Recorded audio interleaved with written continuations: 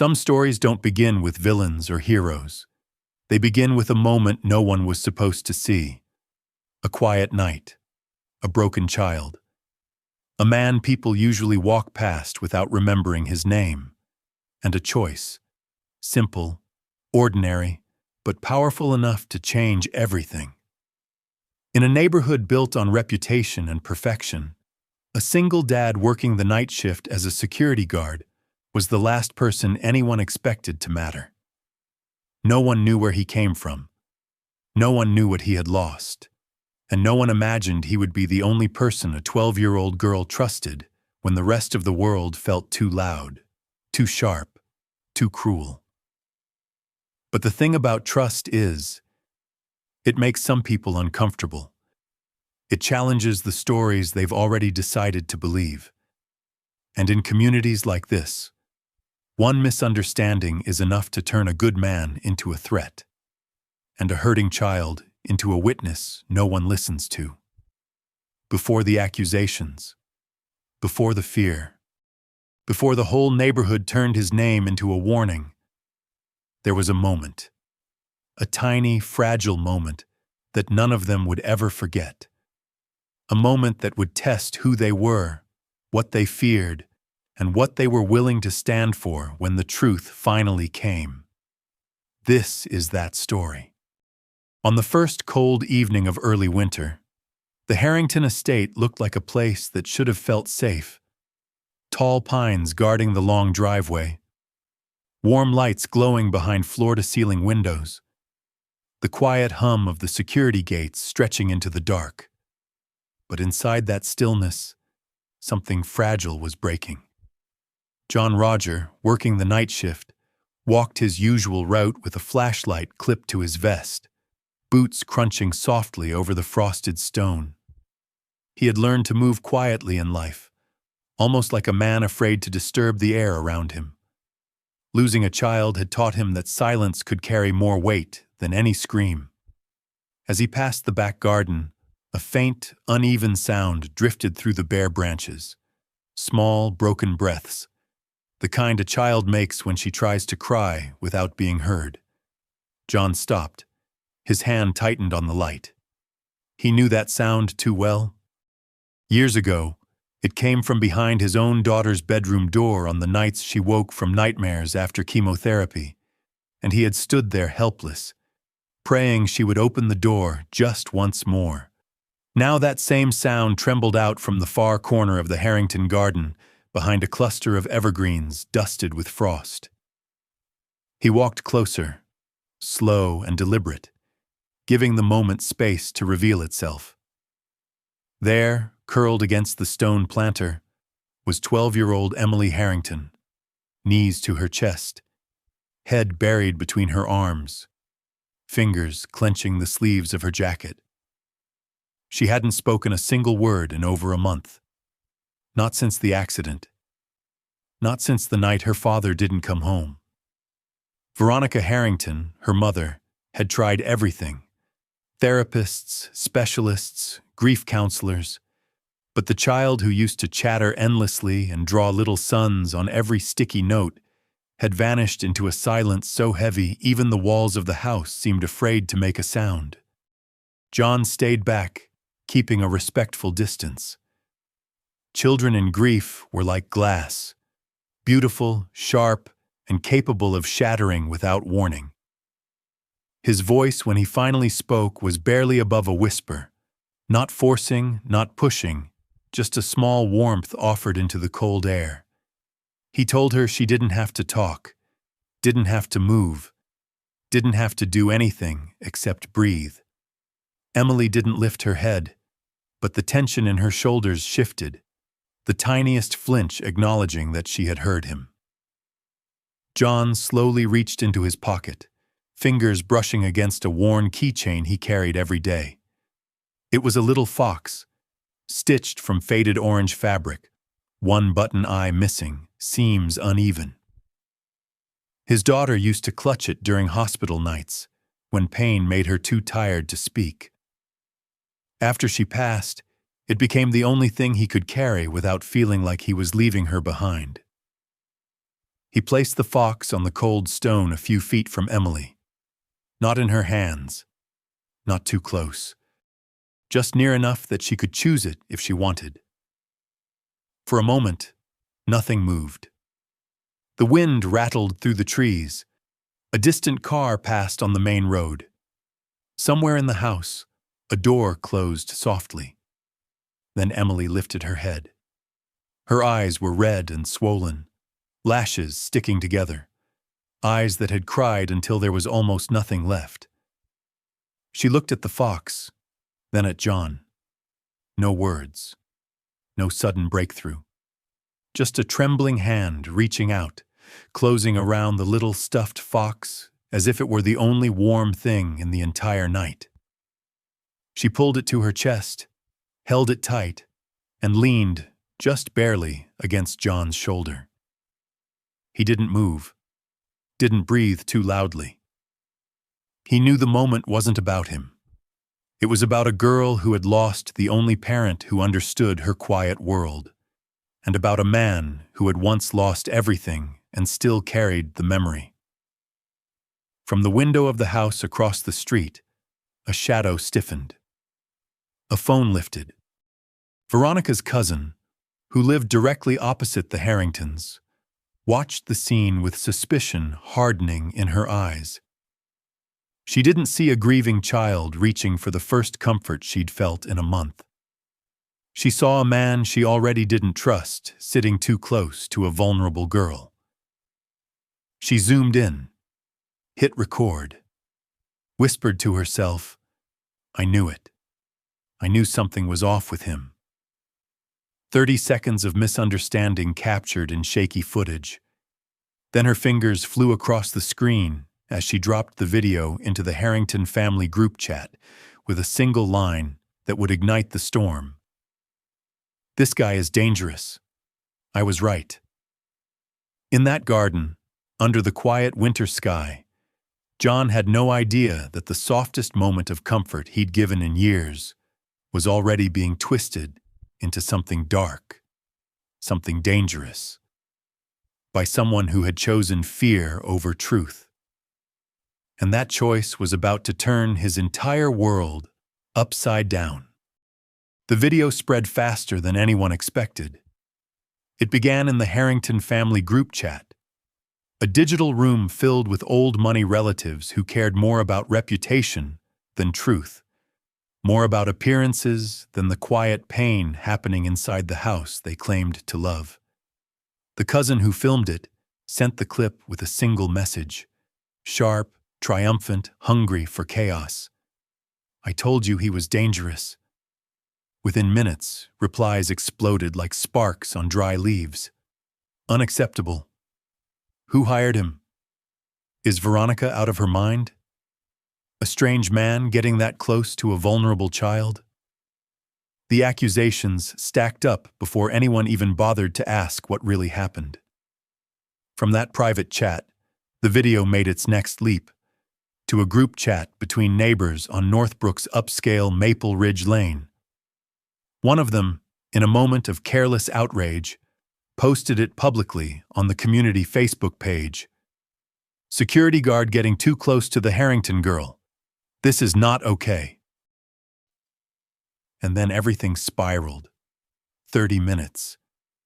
That's all it took for strangers, people who didn't know John, didn't know Emily, didn't know what grief looked like up close, to decide exactly who the villain was. By the time Veronica Harrington saw the video, she was in the middle of a virtual meeting with executives from her Chicago firm, trying to pretend that her life wasn't quietly collapsing one room away. Her aunt barged into the home office without knocking, clutching her phone as if holding evidence of a crime. "Veronica, what is this?"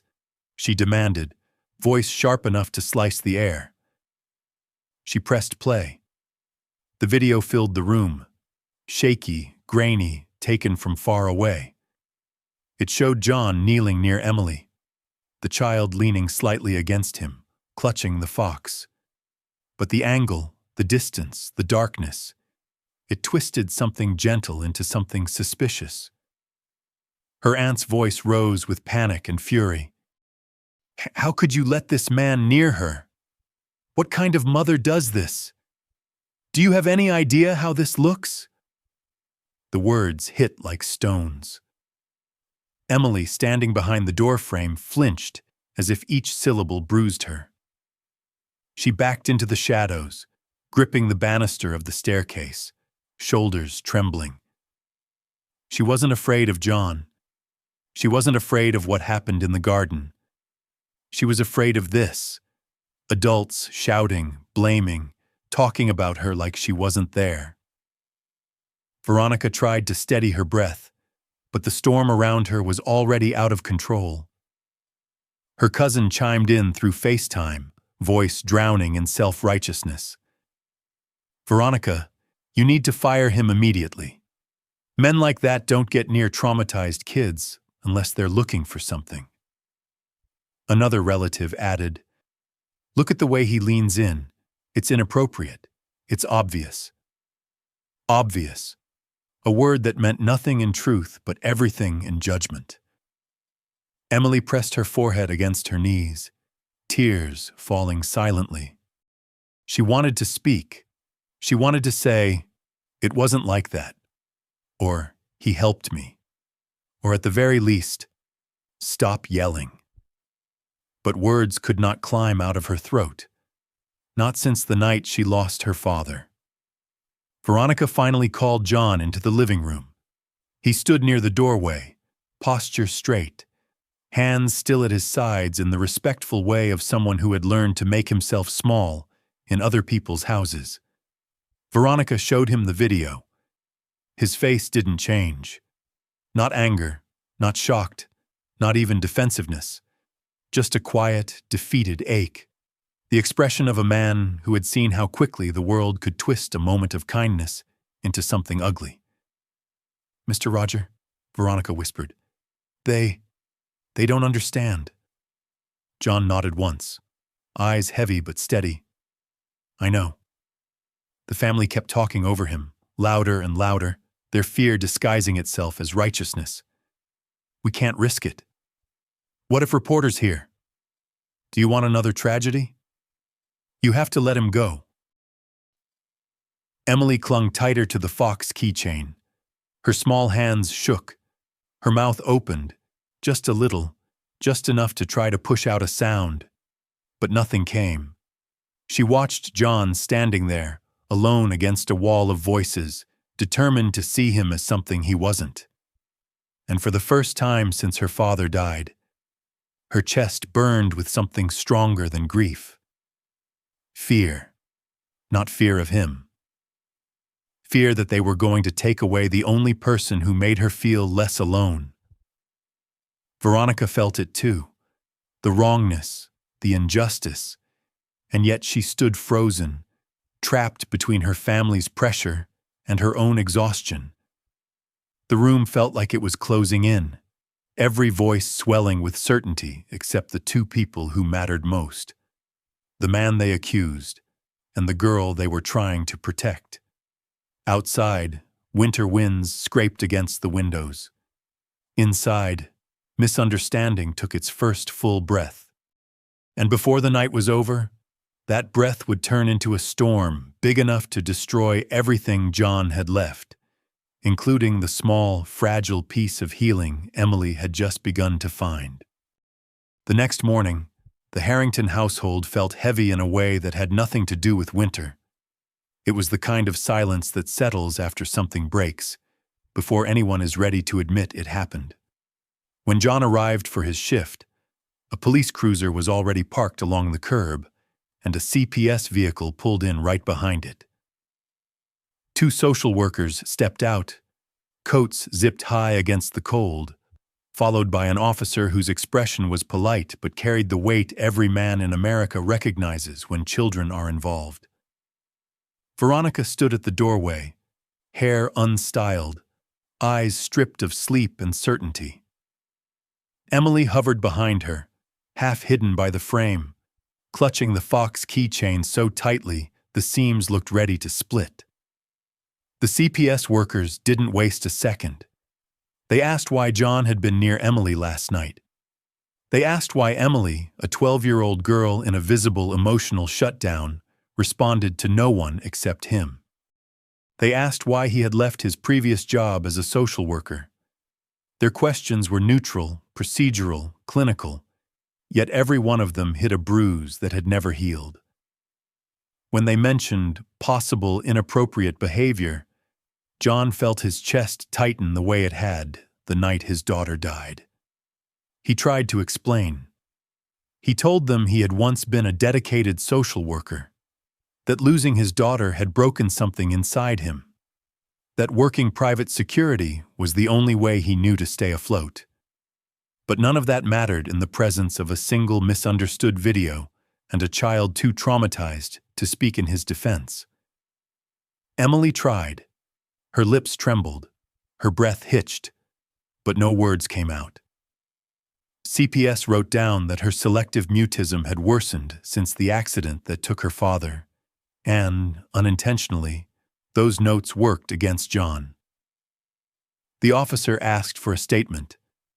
John answered every question carefully, steadily, even as his hands shook. He kept glancing at the patio window, the exact spot where he had knelt down the night before to make sure he didn't frighten a grieving child. A vibration buzzed in his pocket. His security company emailed him a single line. "You are suspended pending investigation." Veronica stood still through all of it, silent and overwhelmed, while her family filled the room with judgment in her place. Her mother insisted this was exactly what she had warned about. Her aunt said no man with trauma should ever be allowed near a vulnerable girl. Her cousin claimed the video proved enough. Emily's tears slid down her face as she clung to the keychain, but still, no voice came. CPS concluded with a warning that they might open an official case if further concerns appeared. For John, that sentence alone carried a threat heavier than any accusation. Losing his job was one thing. Being marked unsafe around children, after already losing his daughter, was a pain he wasn't ready for. When CPS and the police left, the neighbors pretended to check their mail or walk their dogs, but their eyes stayed fixed on him as if waiting for handcuffs. John stepped away from the house with a hollow, frozen ache in his chest. No one had explicitly banned him, but the look on every face said enough. Emily tried to follow him, but her grandmother's hand closed around her shoulder, holding her in place. And as John walked down the driveway, he felt something he hadn't felt in a long time, an old, familiar terror that he was doing his best to help, and the world had already decided he was the enemy. News travels fast in wealthy neighborhoods, especially in places like Northbrook, where every driveway is trimmed, every lawn is manicured, and every resident believes danger always comes from the outside. By the afternoon, the petition had already begun circulating. An anonymous post on the neighborhood Facebook group claiming a security risk had been seen getting too close to a grieving child. People who had never spoken to John suddenly had opinions about him. Some wrote that they always felt something was off about him. Others said they had noticed he lingered too long near the Harrington property, even though lingering was literally his job. Veronica's family made everything worse. Her mother insisted that keeping John employed was an embarrassment to the Harrington name. Her aunt said she had warned Veronica that allowing a man with a history of loss so close to Emily was dangerous.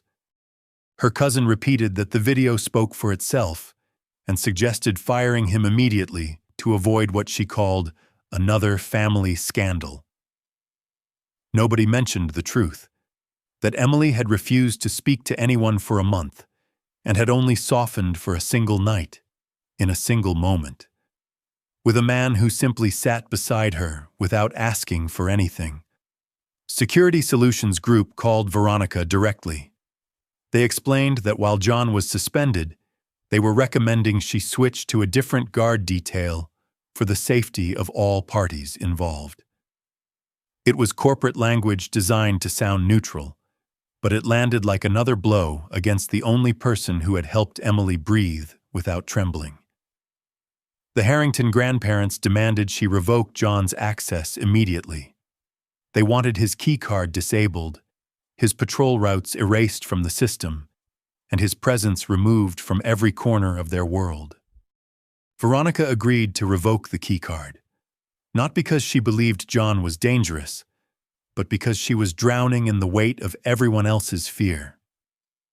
When John tried to come by to return a logbook he had kept for the property, the gate didn't open. His name had already been removed from the access list. Across the street, neighbors watched from their porches, pretending to check packages or trim hedges, while staring at him with a mix of suspicion and relief, as if the community had finally expelled something unwanted.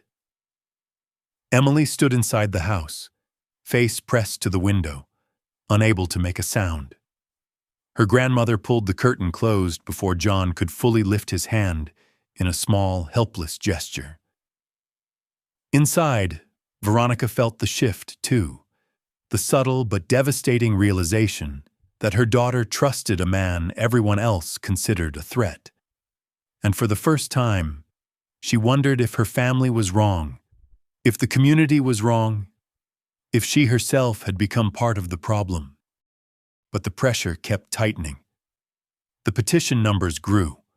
The whispers increased. The judgment piled up like snowdrifts, silent but suffocating. And in the middle of it all, John remained exactly what he had always been. A father who had lost his daughter, now being punished for trying to help someone else's. For days, the Harrington house carried the sound of whispered accusations, behind doors, in hallways, in the tight, polished kitchen where every conversation felt like a verdict. Veronica tried to keep herself steady, but she could feel the doubts creeping in. Not because she believed John was dangerous, but because everyone around her insisted that fear was the only rational response. Her mother repeated that men with unresolved grief were unstable. Her aunt said a child who only opened up to a stranger meant that the stranger had crossed some invisible line.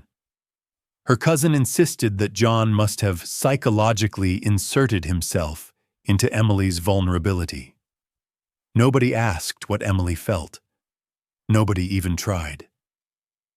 Emily moved through the house like a ghost, silent, trembling, gripping the Fox keychain so tightly it left impressions in her palm. One evening, when the shouting in the living room became too sharp, too loud, too pointed, Emily slipped away to her room and wrote something on a small square of paper. She folded it twice, then twice more, and slid it under her mother's door before disappearing back into the quiet. Veronica found it hours later. The note had only 6 words, written in a shaky 12-year-old's handwriting. "I'm not scared of John. I'm scared of everyone else." The family dismissed it immediately. Her cousin said the note was a sign John had manipulated her. Her aunt said that trauma could make children attached to the wrong people. Her mother said this proved that John had inserted himself into Emily's emotional coping. They twisted a simple truth into a weapon because it was easier than admitting they had failed to reach the child they claimed to protect. Veronica didn't speak. She just stared at the note long enough for her vision to blur. She had spent a month trying everything: therapists, specialists, sensory rooms, familiar toys, and nothing had reached Emily. But a man with nothing left to give except gentleness had somehow done in minutes what her entire family couldn't do in weeks. For the first time, Veronica looked at John not as a guard, or an employee, or a risk to manage, but as someone who understood something she did not. Someone who had stood in the wreckage of grief and recognized it in her daughter.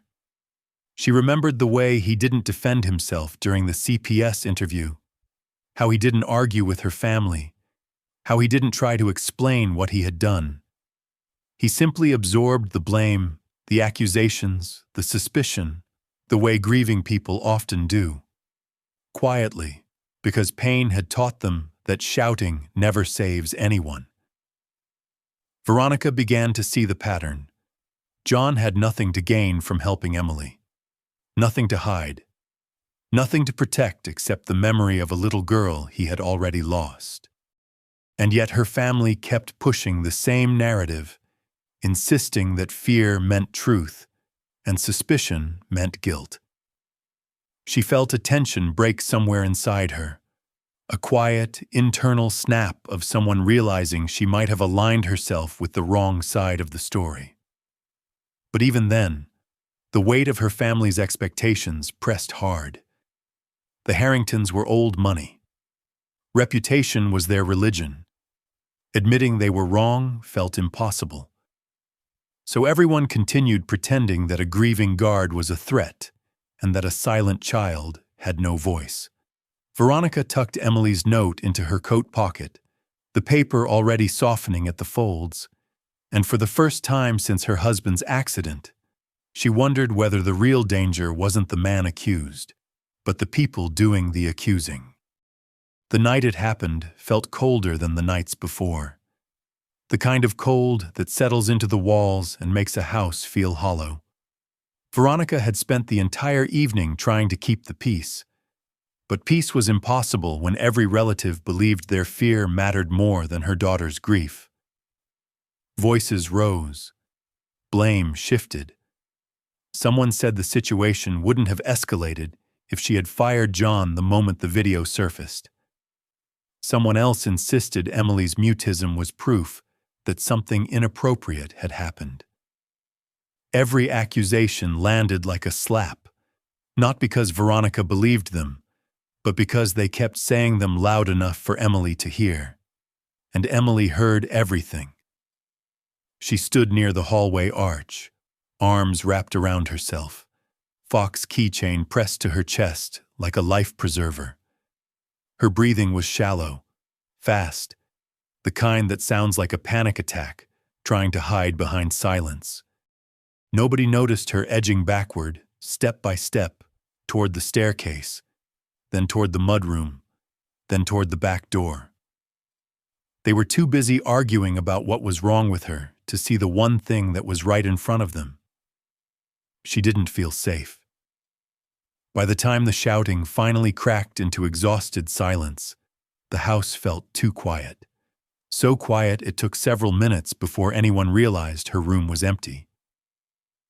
Veronica opened the door to an undisturbed bed, a folded blanket. A lamp is still glowing softly.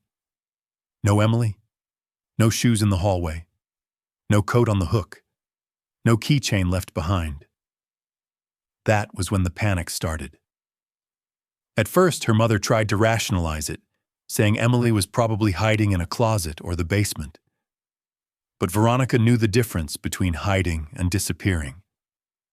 She searched every room, every corner, every place where a frightened child might curl up. Nothing. Her aunt called the police, her voice shaking more from anger than fear.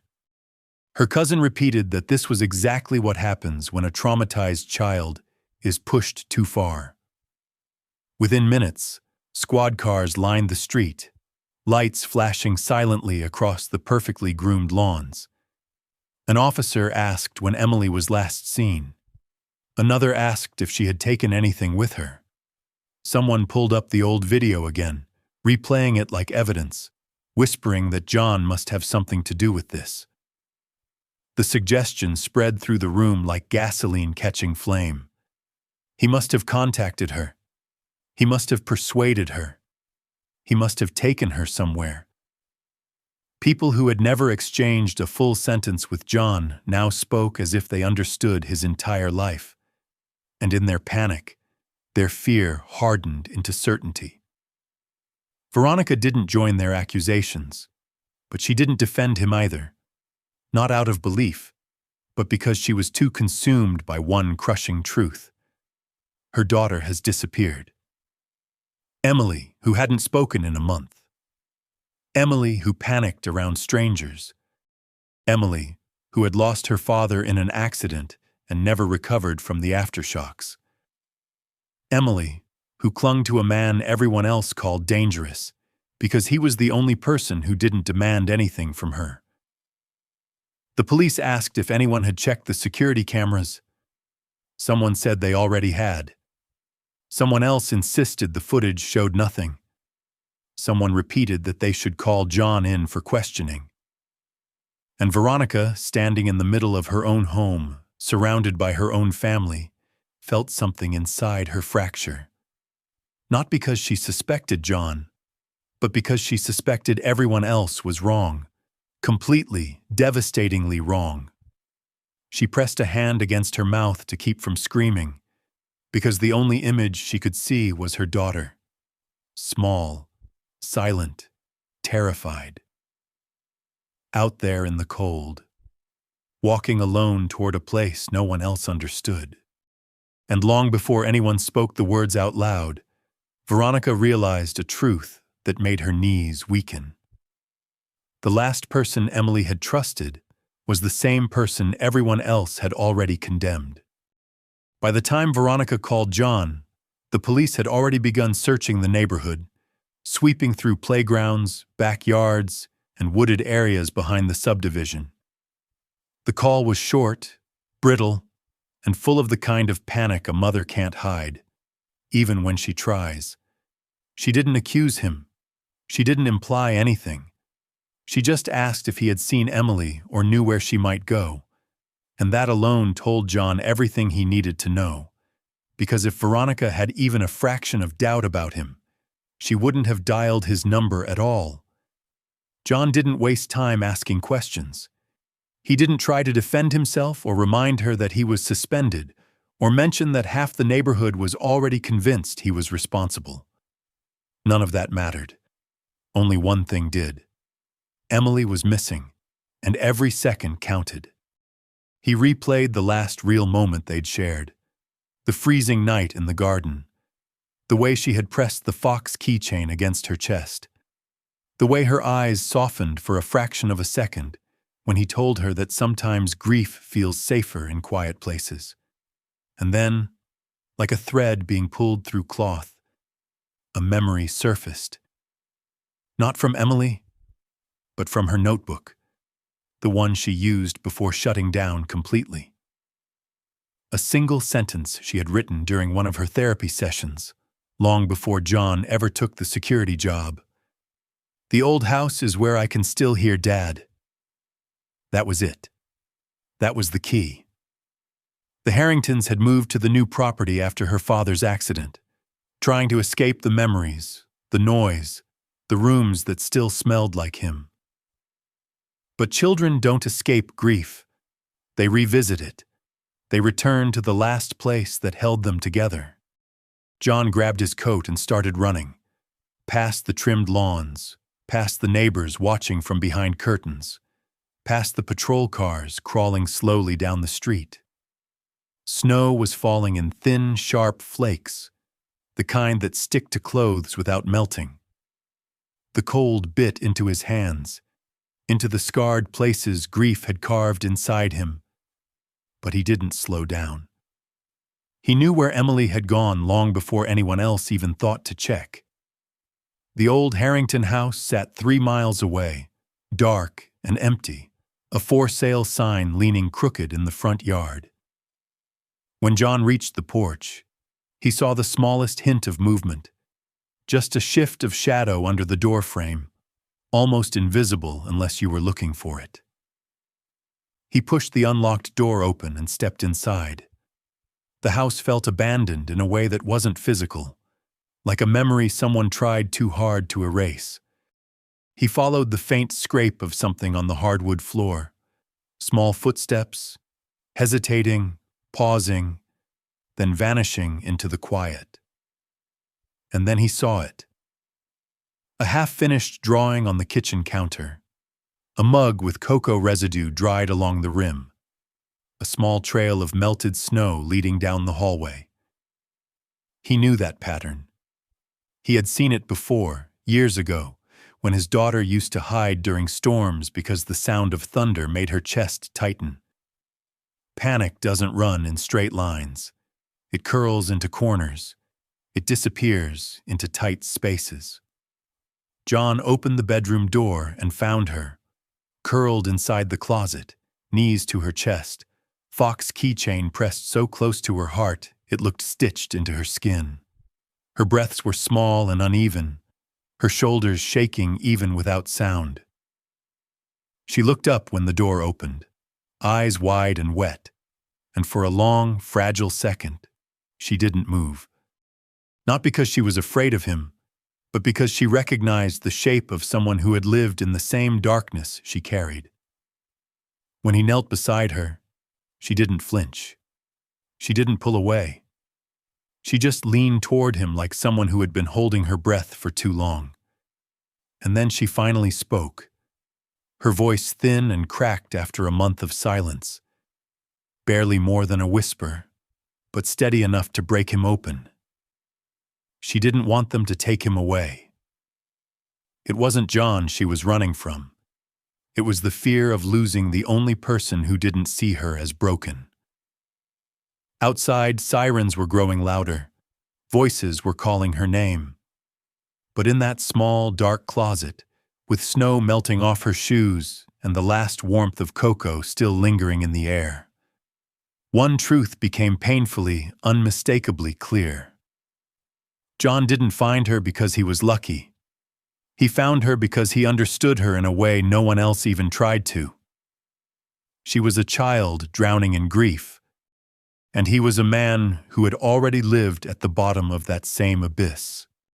By the time John stepped out of the old Harrington house with Emily in his arms, the street was already filling with squad cars, relatives, neighbors, and the kind of frantic energy that always arrives too late. Blue and red lights washed over the snow, turning the quiet sidewalk into a stage where everyone had already decided who the villain was supposed to be. Veronica was the first to reach them. Her breath broke when she saw her daughter, shivering, exhausted, clutching the Fox keychain as if it were the last solid thing in the world. Her family rushed forward behind her, voices rising, accusing, grabbing, demanding answers, demanding blame, demanding someone to point a finger at, and every single one of them pointed at John. Some said he must have led her there. Others insisted this proved he had been manipulating her all along. A neighbor shouted that this was why the petition mattered. Someone pulled the old video back up on their phone, holding it out like a piece of evidence that could erase everything John had just done. The police moved closer, hands near their belts, ready to escalate, ready to restrain him if anyone confirmed a single suspicion. The entire neighborhood held its breath, waiting for Veronica to condemn him, waiting for Emily to collapse into someone else's arms, waiting for the narrative they built around fear to be validated. But that isn't what happened. Emily reached behind her and grabbed John's sleeve, her fingers shaking but determined, and stepped in front of him with a steadiness that did not belong to a child who had been silent for a month. Her voice cracked when she tried to speak, but she forced the sound out anyway. Her words thin and shaky at first, then clearer as the truth pushed its way through. She said it wasn't him, that he hadn't taken her anywhere, that he had saved her. The street froze, not physically, emotionally. Her grandmother lowered her phone. Her aunt closed her mouth mid-accusation. Her cousin stared at the ground as if suddenly ashamed of the certainty she'd carried all week. A police officer slowly removed his hand from his belt. A CPS worker, having just arrived, flipped open her folder, heard Emily speak, and quietly closed it again. They all saw the same thing at once. A traumatized girl using the last scraps of her voice to defend the one person everyone else had been tearing apart. John didn't say anything. He didn't need to. His silence made the moment louder. Veronica reached for Emily, but the girl didn't move at first. She stayed close to John, her shoulder pressed against his, as if she were afraid the world would rip him away if she let go. When she finally stepped into her mother's arms, her gaze never left him. And in that look was something undeniable: recognition, trust, gratitude, and a kind of fragile understanding that no adult in the crowd had been capable of offering. The officer asked if CPS needed to continue their investigation. The CPS worker shook her head and said there was no longer a cause. She documented the moment Emily spoke, documented the absence of evidence, and documented that the prior accusations were unsubstantiated. She closed the case on the spot. John exhaled, a slow, barely there release of breath, the kind a man makes when he's been holding everything inside for too long. The Harrington family stood in a silence sharper than any of their accusations, absorbing the truth like a blow they didn't expect. The man they judged, feared, and condemned was the only person who had protected the child they claimed to love. And standing under the falling snow, surrounded by people who had hated him without reason, John Roger looked less like a threat and more like the only adult in the entire street who had chosen compassion over fear. In the days that followed, the neighborhood tried to return to normal, but normal didn't feel like a real place anymore. The same people who had whispered accusations now avoided John's eyes, lowering their voices when he walked past, embarrassed by the certainty they had once carried so confidently. Veronica felt the shift most. Every room in her house felt different after that night. Quieter, not in the suffocating way it had been for weeks, but in the way a storm leaves behind air that is finally breathable again. Emily stayed close to her, still quiet, still fragile, but no longer invisible behind fear. She kept the Fox keychain with her at all times, sometimes holding it the way a child holds a small truth they can't explain yet.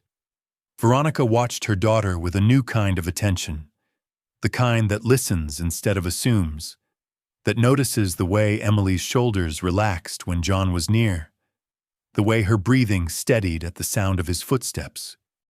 And slowly, piece by piece, she began to understand something she had overlooked for too long. Grief recognizes grief. John had reached Emily not because he tried harder, but because he understood the shape of her pain. He didn't treat her like a broken problem. He treated her like someone who deserved gentleness. Veronica asked him to return to work a week later. Not as a temporary guard, not as a replaceable employee, but as someone she finally trusted with something far more important than the property line. When he stepped back onto the Harrington driveway, he carried himself with the same quiet humility he always had. No anger, no resentment, no need for vindication. He simply nodded, grateful and cautious in the way people are after being hurt, but still choosing to show up anyway.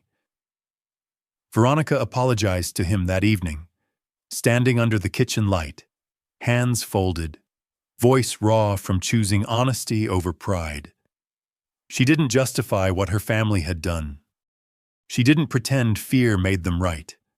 She only said she was sorry and that she should have fought harder for the truth.